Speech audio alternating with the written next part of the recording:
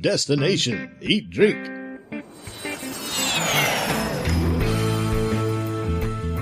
Then it goes through bottle shock, as you know, and you wait sometimes as much as 6 months before it returns, and settles down and all the elements come back together where it tastes the way you remembered it when you said, oh, that's incredible, let's bottle that, right? Right. It takes so long to get right back to that. As a novice winemaker, the first time it happened, I thought, oh, my whole vintage is ruined. Nobody's going to drink this 2014. It sucks. And Eric said, no, just wait. And sure enough, 3 months later, we crack a bottle and it's like, oh, completely transformed. This is good. Traveling the world to bring you delicious dishes, tasty beverages, and interesting experiences. This is the Destination Eat Drink podcast on the Radio Misfits Podcast Network. Welcome to Destination Eat Drink, the travel podcast for foodies, because the best part of any trip is what you eat. I'm Brent Peterson, and this is the 400th episode of the show. And for this special show, we're talking with Gerald Casale. You might know Jerry best as a founding member of the iconic band Devo. Jerry's also a foodie and winemaker who owns and operates the 50 by 50 Winery in Sonoma, California. Jerry comes from a blue-collar family in Ohio, but after starting Devo in the 70s, he made his way to California and stumbled into what was a revolutionary time for food and wine in the Golden State, which was the perfect pairing for his innovative and groundbreaking music with Devo. Jerry tells me about surviving on fast food in the early days of Devo, playing Coachella this year, and why Devo's music is timeless. We also do a deep dive into California wine, why fine winemaking requires patience, the exquisite Pinot Noirs of the Russian River Valley, and Pinot Noir Rosé. Plus, lots of Napa restaurant recommendations, and I'm starving, so let's eat. Destination Eat Drink. Gerald Casale from the 50 by 50 Winery. Welcome to Destination Eat Drink. Looking forward to talking about some Pinot Noir with you today. Pinot Noir. I'm a junkie for Pinot Noir. Okay, awesome. How did you get into wine to start with? It's always unusual to me. My background's in radio, and every time I meet someone from the rock and roll world who's into wine, it surprises me a little bit. I guess that's a stereotype I need to get over. But I'm curious, how did you get into wine to start? Well, I grew up in Ohio, blue collar, eating terrible food. And if I tried drinking wine, it was so bad that I was convinced I would never drink wine in my whole life. And then I think what happened is I met some students who were from out of state. They were from upstate New York when I was at Kent State University. And one of them really knew about wine, had come, from a family that knew something, and the dad collected. And so he said, oh, you're all wrong about wine. And, back then you would have to go to the state store. That was the only place you could go buy liquor. And we went to the state store and he chose some wine. And what was funny is, in retrospect, he was getting really good Bordeaux. But at that time, Bordeaux wasn't expensive. Yeah. It was ridiculous. It hadn't been commodified and marketed, off the charts like it would later become, and especially what Burgundy would become, which was the drink of the one percenters. So when I finally tasted some decent wine, I went, oh, okay, that's wine. And it stuck with me, and then very slowly, because of my limited means, I would taste another wine and then another one and ask questions. By the time Devo was signed to Warner Brothers Records and we moved from Ohio to California, then every circumstance changed, because suddenly, I was in the land of plenty. I was basically like in the Italy of America, and wine had exploded. California wine had become a big deal, especially after the surprise win at that French competition a year before. Right. In 76, where I think it was, Gurgich Hill Chardonnay took the competition blind tasting. So had the means. Now I had some money coming in, and there was the food revolution that had also centered in Los Angeles and San Francisco. Sure. I was going to these restaurants. I was going to West Beach Cafe. I was going to Michael's restaurant in Santa Monica. I was going to Chez Panisse in Berkeley. I was going to Stars, Jeremy Towers' place in San Francisco, and getting turned on to the most amazing food revolution, where they were taking basically California ingredients, but applying French and Italian principles of cooking to them and producing the most mind-blowing, fresh, new, taste explosion kind of dishes and pairing them with California wines. And that did it. It's kind of incredible because you guys in Devo were at the forefront of a musical revolution. And here you are going to California. You're part of a food and wine revolution. Did you understand how the earth was completely changing at that time? Well, I did on a kind of a personal level. I was the only guy in the band that kind of got the bug, about food and wine.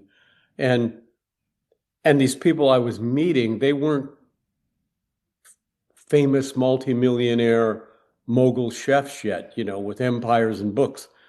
And so they were young, and they were like the chef equivalent of new wave musicians. So they loved what we were doing, and they loved the Talking Heads, and they loved Blondie, and they loved the Clash and the Police, and so it was a mutual love affair where these guys were doing in the food space what Devo was doing in the music space.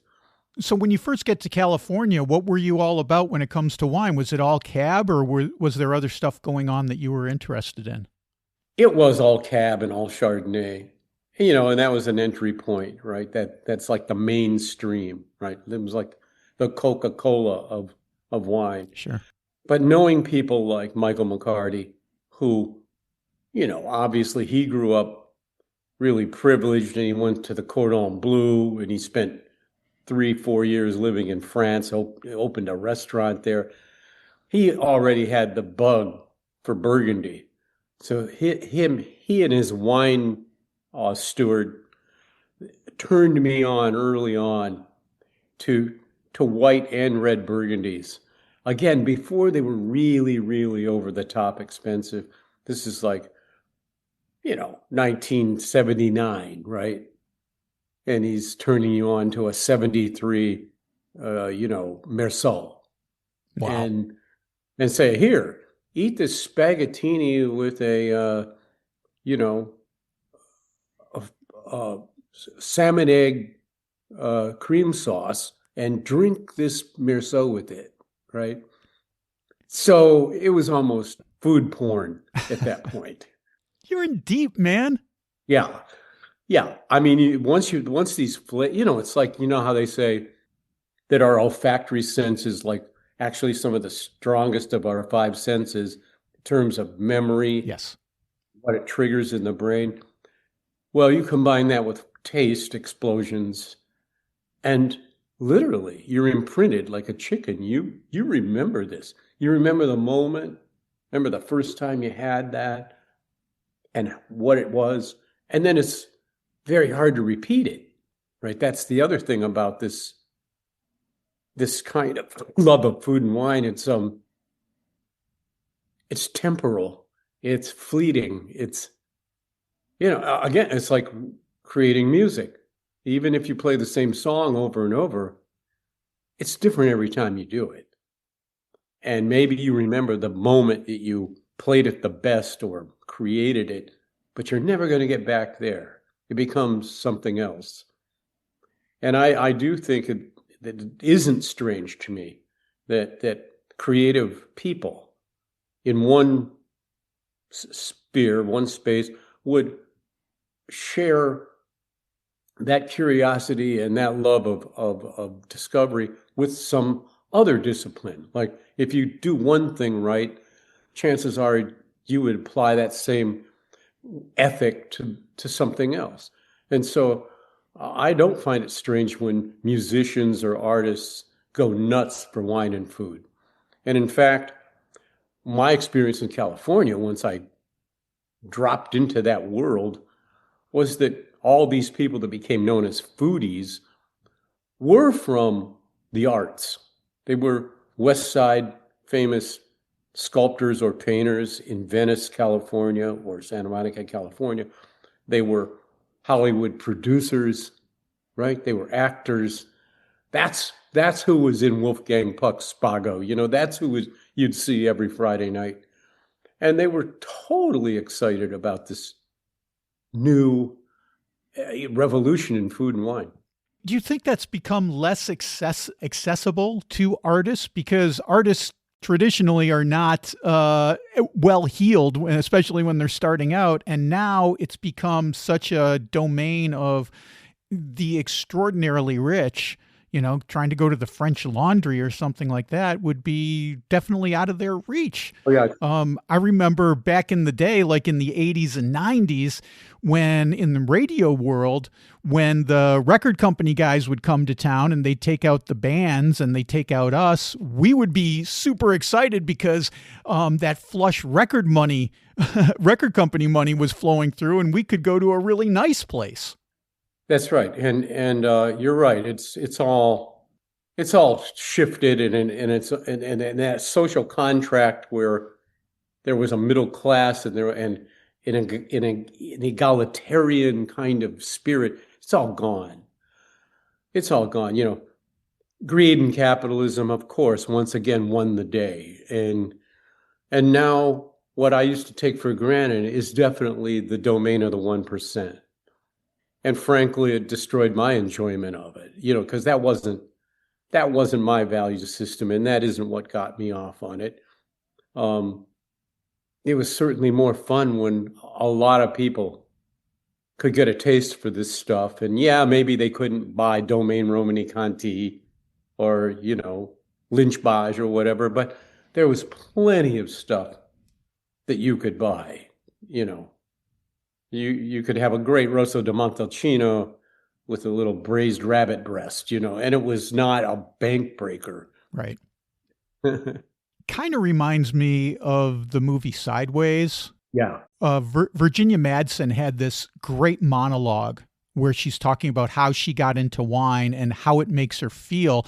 And then she compares it to her husband, who I can't remember the exact quote, but she basically calls him pretentious, like she was talking about how the grapes, were grown and thinking about the terroir and the vines and all this stuff. And for him, it was just an expression of showing that he was a fancy person, that he was, That's right. that he could afford it. Yeah. He could buy it. Yeah. And I think, sometimes when you get into wine, this is what people are trying to do. They're trying to show off to the neighbors and whatnot.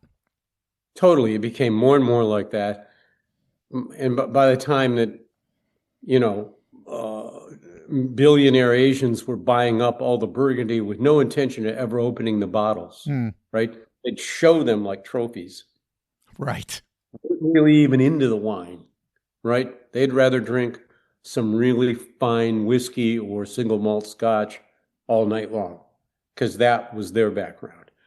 But putting, a bottle of Domaine Romani Conti in a case with a light on it was showing that you've arrived, Signaling. Jerry, how did you come about acquiring a winery? I mean, a lot of people like wine. Not many people acquire wineries, though. I'd certainly like to say that I acquired a winery, but that would be a lie. People just assume, oh, he's in Devo. He made tons of money. Devo never made tons of money, by the way. Devo was a critical darling, and Devo was an innovative band. But Devo were the pioneers who got scalped, and we were shafted by the record company, to be honest. Not just Devo, it's so many groups.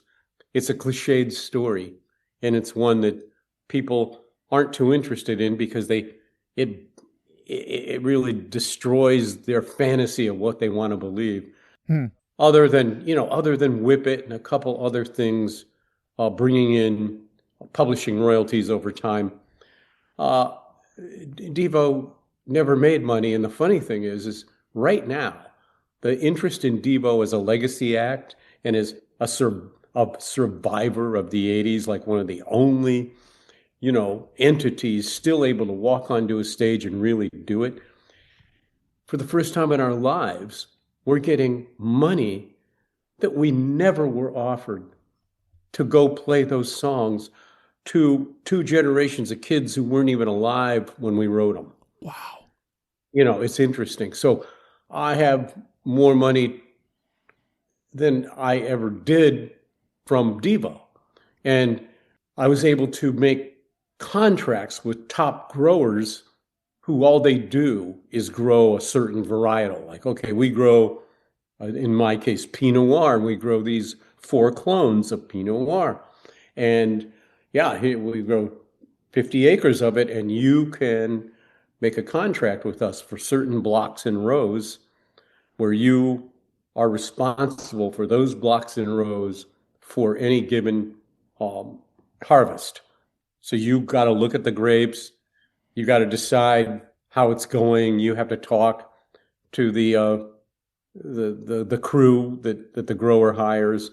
You have to decide when to pick, and then you go make your wine. I make it in a facility on the Silverado Trail in Napa, California. But my grapes all come from Sonoma Coast, because if you're a Pinot Noir lover like me, if you're going to make Pinot Noir in California, the best Pinot Noir comes from Sonoma County, specifically Russian River, yes, Sonoma Coast. Yes. Otherwise, forget it. That is the best Pinot Noir grape you're going to find in California. You would have to then go to Willamette Valley, Oregon to find anything as good or better. So that's what I do. I have contracts, and then I, oversee it. You're on the hook, right? It's your butt. You make the investment, and then you decide, okay, we have to pick, next week, the 3rd day of the week, we got to pick. And we ship it at night under cover of darkness, no sun, over to the winemaking facility. And again, I'm renting time and space there in that winemaking facility. And they are friends of mine. I'm because of my love of wine and because of going from just being a drinker to a true student and taking classes and then starting to collect, I started to meet a lot of people in the business. And because I respect what they do and consider them like artists, right? Chefs and winemakers, that's art.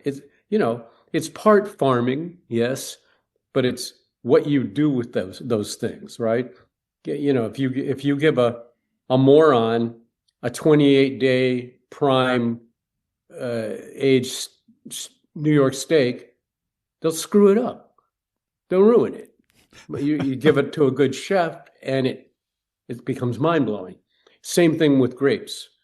You could give 10 winemakers the same grapes that I buy, and you'll taste 10 completely different wines from it. You would never guess that it had the same source in the vineyards.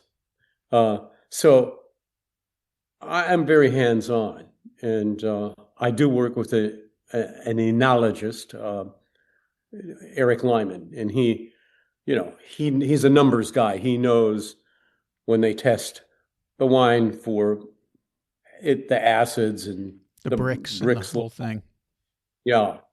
It's like, okay, we got to do this now, or we got to add this. Although our philosophy, while I'm not a natural winemaker, because I do use native yeast, I very little intervention. Really, the tiniest bit of intervention. Maybe fining the juice once, and other than that, I use a combination of new French oak and neutral barrels, and it spends about 14 months altogether on oak, and then goes in the bottle, and then it goes through bottle shock, as you know, and you wait sometimes as much as 6 months before it returns, and settles down, and all the elements come back together where it tastes the way you remembered it when you said, "Oh, that's incredible. Let's bottle that." Right? Right. It takes so long to get right back to that. It's shocking. As a novice winemaker, the first time it happened, I thought, "Oh, my whole vintage is ruined. This nobody's going to drink this 2014. It sucks." And Eric said, "No, just wait, just wait." And like, sure enough, 3 months later, we crack a bottle, and it's like, "Oh, completely transformed. This is good." It was interesting. This is probably a poor analogy, but I often think of like how when you make a soup, we do a lot of cooking at home. When you make a soup, it's always better the second day. It's like it's giving everything a chance to come together, to marry, to really get to know each other a little bit. And I think maybe that's happening in the bottle as well. Yeah, because wine's a living thing. Wine's organic. Sure. It's living. Living. Yeah. You talked about the Russian River Valley, and I'm just curious, what do you think makes the Pinots of the Russian River Valley so superior? Well, it's anybody that's an expert at farming can tell you with growing grapes, microclimate is the whole deal. You could take the same wonderful vines and plant them a mile apart, and one of those patches are going to suck and the other one's incredible because it's just in the right spot. And the right spot has a lot to do with how cool the nights are, how hot the days are, if there is a slope to the land so that the vines are getting stressed and drained, if they don't just sit in water. And the composition of the soil, of course, that's the big deal. It's like when you start knowing a lot about wine. I could go to a blind tasting, and nobody's going to trick me about whether a wine is Italian or not. I taste Italian. It's like, oh, that's Italian because of the terroir. You just know it because no other wine's got that characteristic. You can't hide it. And so we have that, of course. We have some of the finest Pinot Noir growing land in the world because of the soil composition, and you taste it. And like a French person always knows if it's a French Pinot Noir or an American Pinot Noir like that. And any blind tasting, they're going to know it. It's a signature.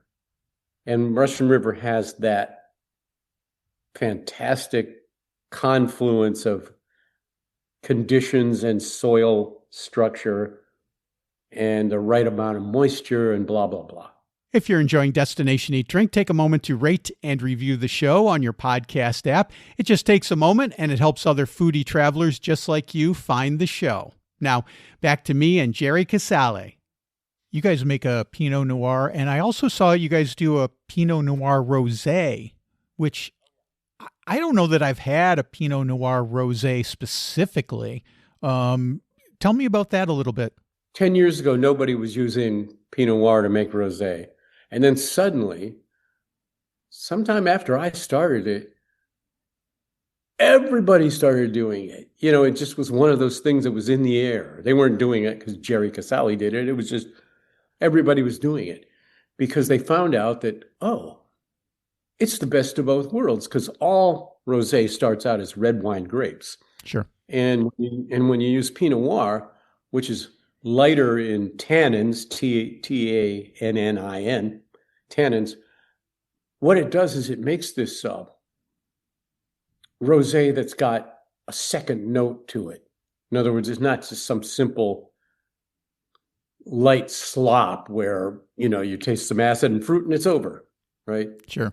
It has depth and it has a beautiful finish on it. So there's fruit and acid up front, but then there's this whole other dimension that makes it go well with a lot more food. You definitely can have this kind of rosé with a light pasta with shrimp or something. You can have it with, goat's cheese and roasted peppers. And, I often make a pizza with fontina cheese and roasted red bell peppers and perfect shallot, and have my rosé with it. It's fantastic. You're up there in Napa and Sonoma, and my audience always loves to hear what some of the places are that folks like to go, some recommendations. And Napa and Sonoma are both, centers of culinary innovation and great restaurants, world-renowned. Yeah. What are some of your favorite places to go? Oh my God, there's so many, right? Yeah. It's wonderful. Hard to pick, It's wonderful. Yeah, because when you're up here, besides finding out that there's new places every few months opening up, or that another vineyard also opened up a small restaurant and tasting room on their property with their own chef. But besides all that, it's hard to find a bad meal up here. It's like Italy. It's so sure.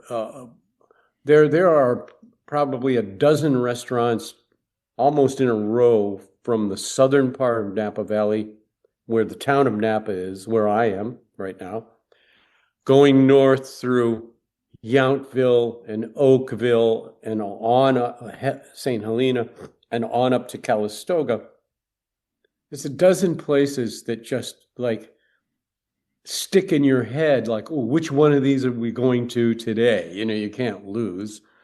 So you have Scala Italian restaurant in the town of Napa, which is mind-blowingly good and a great menu for any kind of wine you like drinking, to like Bottega and Bouchon and the French Laundry in Yountville, right?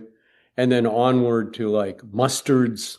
You've probably heard of Mustards, and Bricks, okay, and Bistro Gentil, and Farmstead. Farmstead is a fantastic place in, a renovated farmhouse that's all tricked out now. Cool. With a big open kitchen. All the de rigueur things. You got to have the big open kitchen. You have to have the wood burning oven making the thin crust pizzas.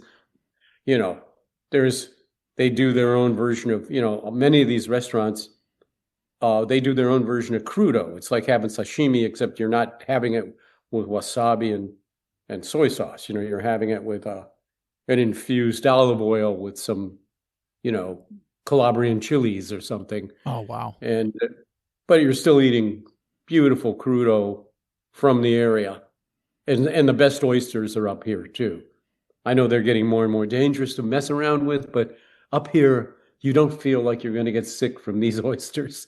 You're getting them the same day, right? They're just incredible, Some great oysters down here too in Portugal. So when you come here to Portugal, we'll go get some and some nice espumante. Oh, I love Portugal, and I've only been there a few times in my life, and it totally made sense that a lot of expats were going to Portugal, because you feel almost like you're in California when you're in Portugal. Yes. At least I did. Yes. Climate-wise, everything. The eating experience, the rustic nature, the laid-back thing. And your money's going way further than That's it does for sure. in the United States. And I think you're saving a lot of tax money too. Yeah, yeah. Well, depending on what plan you get in on. Recently, Portugal changed the tax. I'm not going to get into this specifically, but recently Portugal changed the tax laws, so it's not as beneficial for expats who are moving here now as it was before. Okay. But yes, you're right. There was a big tax benefit. When you were on the road in the early days with Devo, I'm sure money was pretty tight. How did you guys subsist on the road when you're touring around the country? I think, you're just, I have a memory now where you're just relegated to fast food. I mean, you're just resigned to that because that was easy because you grew up on fast food, right? Big Mac, or more likely just a regular plain hamburger because that's what you could afford. And the fries. The fries were the standout. The one thing McDonald's could always do was make some mind-blowing sci-fi fries that taste so good. You're not aware of how artificial and how processed what you are eating is. And, the rest of it was basically tossable junk, but the fries, you were happy. It's science, man. They figured out, for whatever reason, they figured out how to activate your taste bud to your brain, and it just goes zip right in there. I know serious chefs that serve McDonald's fries alongside of like a piece of rare Wagyu steak. Really. Because they can't do better. They can't do better than. Fascinating. Here in Portugal, every dish, like you go and get the plate of the day at a little Tasca, and every time they will serve French fries with a side of rice. And it took me a while to get used to that. It's like rice and potatoes on the same dish, but every single time. Fries here, they don't compare to McDonald's. The kids, oh man, the Portuguese, they love McDonald's, and probably for the fries for the same reasons that you were saying. Yeah. Once you guys started, getting more popular, did the venues feed you? Did you get food there? Did you have a rider in those days where you were asking for stuff? The answer to all that is yes, but you never would get what you asked for in the rider unless you were asking way below expectations, right? You could ask for terrible stuff and get it. You weren't going to get the good stuff. But the venues would have, after sound check, they'd have dinner. And it was mostly slop and goo, but some of it was okay. Nothing memorable?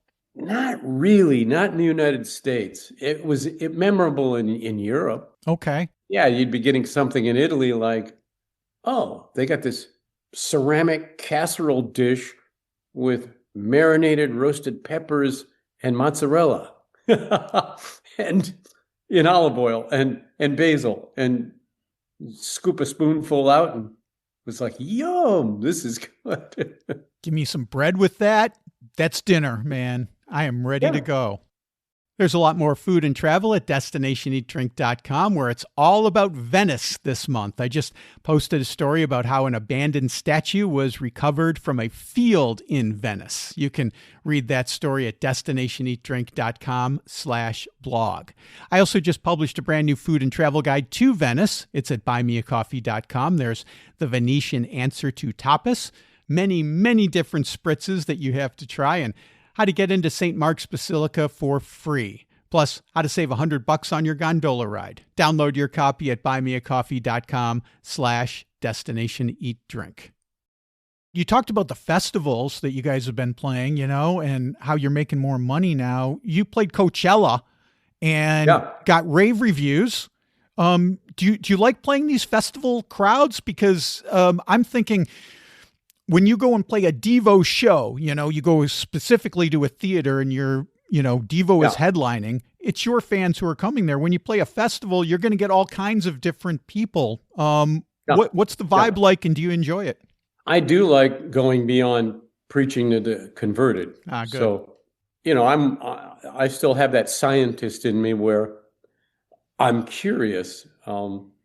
With the variables that are at a festival, who's going to show up and how they're going to react, right? Because you're right. You're getting people that are just curious, that came walking across the field from another stage because, hey, they're starting up over there. Let's go check this out, right? And you see it happening. You see this wave of migration. You see the hardcore people are up front on purpose, and then here comes the rest. And by the third song, you're playing to 10,000 people. Wow. And the 10,000 people are 3 generations of people. And what's always heartening is to see people in their 20s getting off and dancing to your music when you know that, they're Taylor Swift fans. Right.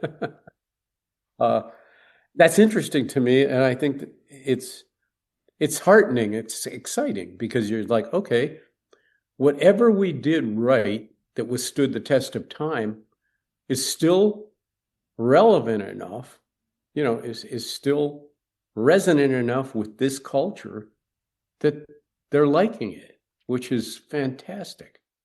I don't know, Jerry. I think Devo's message might be more relevant today than it was.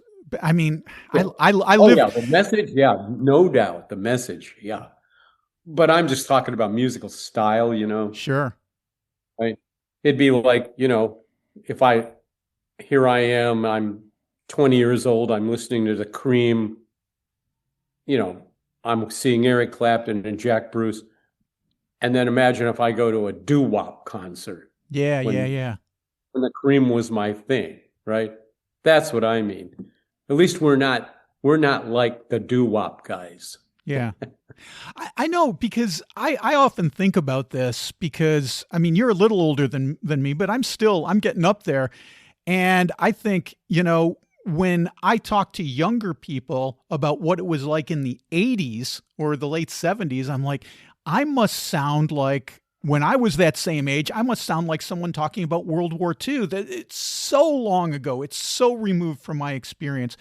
But I think what you're saying is, hey, this resonates with everyone. And I can see Devo's music because you had that electronic vibe to it that's very much in style these days. Yeah, exactly. We were ahead of our time and not trendy. And certainly our look, our actions were not trendy. So it isn't like it aged like, say, I don't know, the Knack with skinny ties and white shirts, right? Right. Devo was never in step on that level.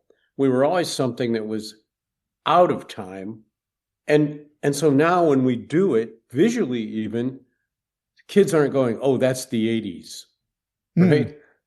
It's not. It's pure art. And so it's kind of timeless. Yeah, my friend Jim says same as it never was. Because, like bands like Devo and even some more like the Ramones and the Clash and stuff like that. Yeah, they had some popular songs, but for the most part, they were completely out of step with the mainstream at the time. It's like Everyone thinks this is what the 80s looked like or the 70s looked like. It wasn't like that. I lived through it. It wasn't like that. That's right. Yeah, if you listen to the mainstream success of those times and see what those groups looked like and sounded like, you're right. It's completely something else. It's almost cheesy. It's very cheesy. You said, going back to Coachella, you said from the stage, I saw the video, you said, quote, freedom of choice, use it or lose it, it's going fast. Yep. Would you like to expound upon that at all? Well, I think that everybody finally sees that. I mean, I saw it coming long ago, but now everybody doesn't even find that argumentative. Basically, the foundations of democratic government and rule of law are being summarily hacked up, dismantled, with the blessing of the Supreme Court, which is the most frightening part of it.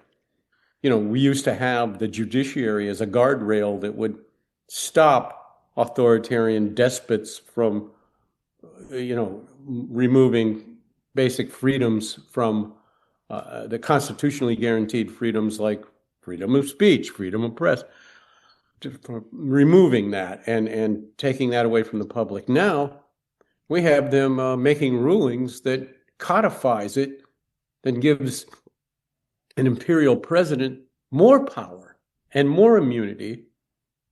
So God, he's running with it because that's what he wanted.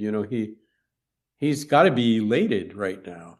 I don't know if you watch John Oliver on HBO. He had an amazing piece on the shadow docket of the Supreme Court. And it's on YouTube if you want to watch that. So Jerry, I was going back through the Devo catalog because whenever I speak to a musician, I always want to see if there were any songs about food on it, because I always talk about food. And I couldn't really find much. I mean, you guys did Bread and Butter, the cover of that old song for the 9.5 Weeks soundtrack. And, most of your mentions of food are like takedowns of consumerism, like the fast food slogans and Too Much Paranoias. And there's potatoes on the Oh No, It's Devo cover. But other than that, there's not much. So, before I let you go, I kind of want to toss it up there. Any chance maybe you'll write a wine song or a food song and put it out on a Devo album? Is there any thought process to something like that? Maybe there's something to that. Maybe I better do it before it's too late. All right, something to think about. What are you planning for next? What's your next step? What's your next thing? I'm about 75% done with a new solo record. Oh, great! Hopefully, I'm going to get it out this year. At least my first single. That song is completely mixed, and I worked with an Italian artist that I worked with once before, Max Pepeschi, and we did a video to the song. So I'm just waiting to get all my ducks in a row, because I don't want to just throw it out there on YouTube without a plan, without a record to follow it, in a short amount of time. Because these things, if you just throw them out there with no marketing plan or whatever, okay, a small audience sees it and it generates no revenue for you whatsoever, and then it goes away. Right. I want a large audience to know it's out there. Well, we'll look forward to seeing that, and stay in touch and let us know, because we'll talk about it when it comes out. Here on the podcast. Right. Gerald Casale from the 50 by 50 Winery. Folks can look you up at the50by50.com. Check out your wines, your latest vintages. I really appreciate you being on our 400th episode and coming on the show today. It's been a delight talking to you about wine and food and the days of Devo and what you guys are doing these days. So thanks again. Love talking to you. Thank you. Okay, there you go. What a fascinating and insightful conversation with Jerry. You can check out the 50 by 50 Winery at the50by50.com. And Devo is playing live on their Mutate, Don't Stagnate tour this summer. Get tickets at clubdevo.com/tour.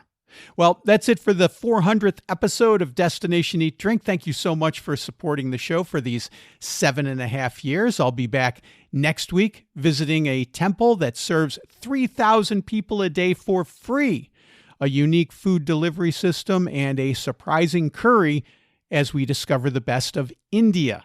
Subscribe to the podcast so you don't miss that.